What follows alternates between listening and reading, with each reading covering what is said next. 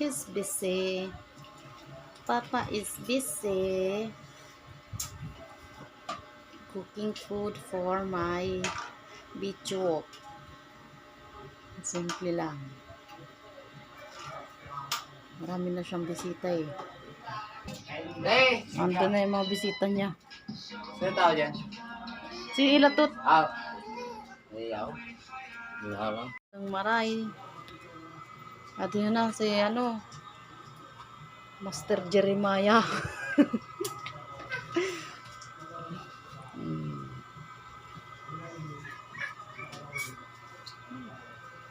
Oh, yummy.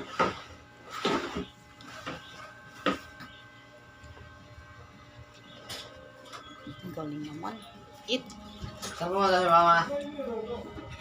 Te, Mm. saan mo si mama? Nagpagawa ulit. Dahil dyan yung ano naman yan. Sabi ko sa'yo, yung ano lang eh. Ang galing naman kumain. Ang galing kumain. Uwi na ba kami? Kailan na raw siyang papatid?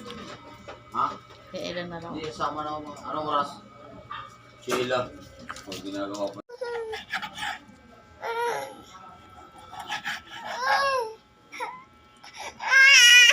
May ginagawa si Papa Baby? Na naman, ang kulit na.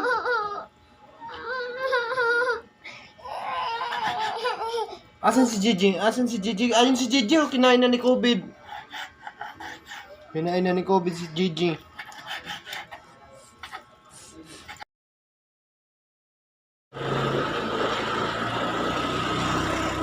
Papa-inject kami kasi nakagat ng aso si Mister.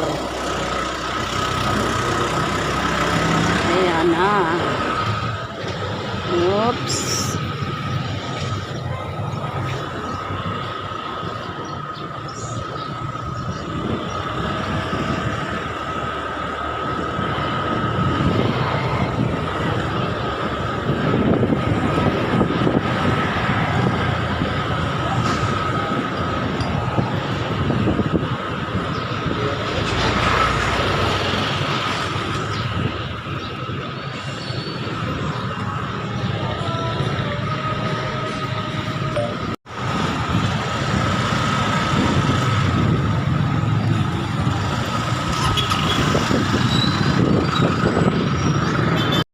Dito kami sa park ng Tala.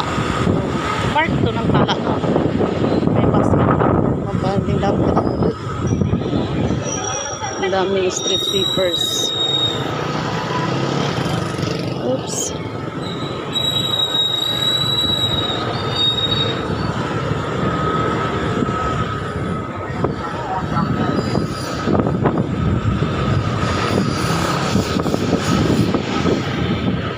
Saan ba banda yung anti-rabies dito?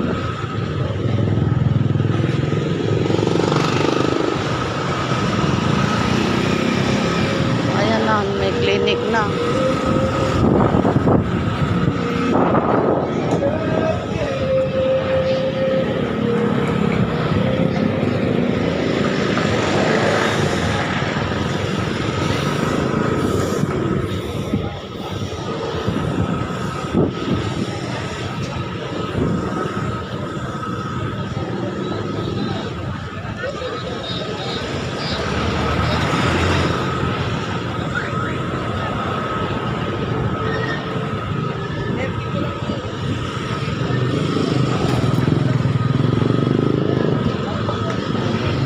Malinis ang palengke dito. No?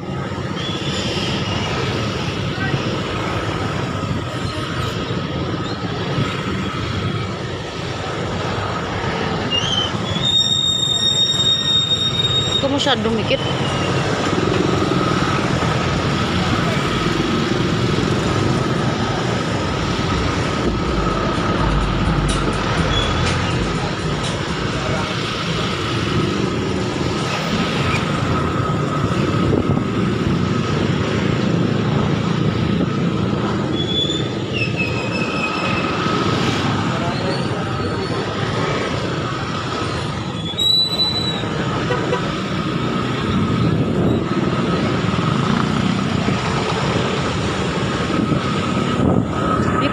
Sita kung may mag-overtake kaya masakop ka yan. Dito ako ngayon sa Tala Hospital. Nandito sa mga animal bite. Yan. Kasi magpapabaksin si Pinyo ng anti-rabies. Makagat ng aso. Yung aso ng kapitbahay namin ang kumagat. Yung talagang bumaon yung ngipin sa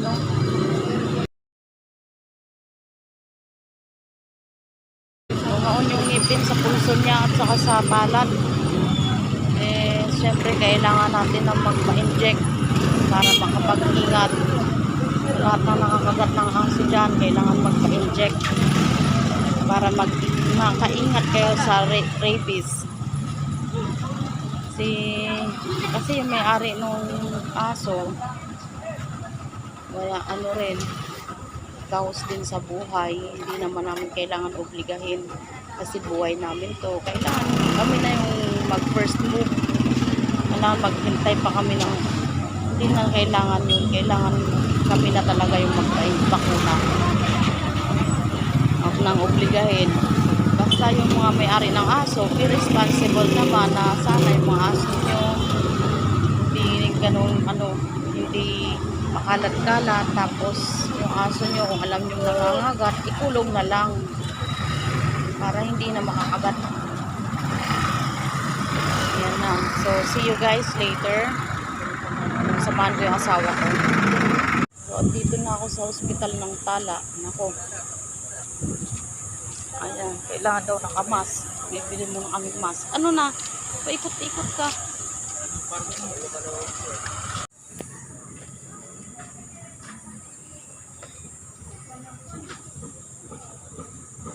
Guys, nandito kami sa Tala Hospital. Punta siya sa ER dahil delikado. Ang kagat niya ay nasa pulso, 3 ngipin na baon. Mahirap. Kailangan mag-ingat dahil namamaga ang kanyang sugat.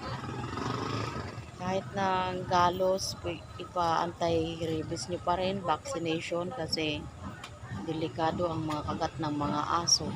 Kahit pasabihin natin na alaga natin yan, hindi pa rin tayo nakakasiguro kung ano yung rabies at bakterya na nakakapit sa pangil, sa mga ngipin ng mga alaga nating aso. Yan. So, naghintay kami na tawagin, nasa ER siya. At i-injectionan siya ng anti-rabies. So, nandito kami sa ospital. Tapos, naghanap kami ng parking area. Yan. Ang sabi dito, bawal mag-park ang hindi empleyado. Kaya kayong mga pasyente dyan, kayo magdadala ng sasakyan na ipapark dito dahil bawal mag-park dito sa loob. Doon kayo sa labas ng gate magpa-park. Pero kami, nagbabantay ako ng motor. Pero yung asawa ko naghintay pang tawagin. So, dito kami sa dahil yung mga for emergency purpose lang nandito. Yung mga emergency. Yung iba kasi nasa OPD. I-emergency na rin kasi to kasi kagat ng aso. Kailangan 24 hours, mabaksin siya. Sobrang init ngayon. Mamaya papasok naman si Adam. Si Nana, iniwan ko muna dun sa bahay kay ate niya. Nanggutom sa ospital. Special. Ah? Diba? Ano nalilimus?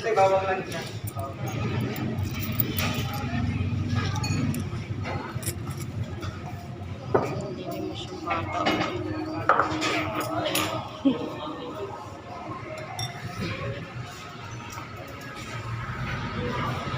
Bawak naman ang asawa.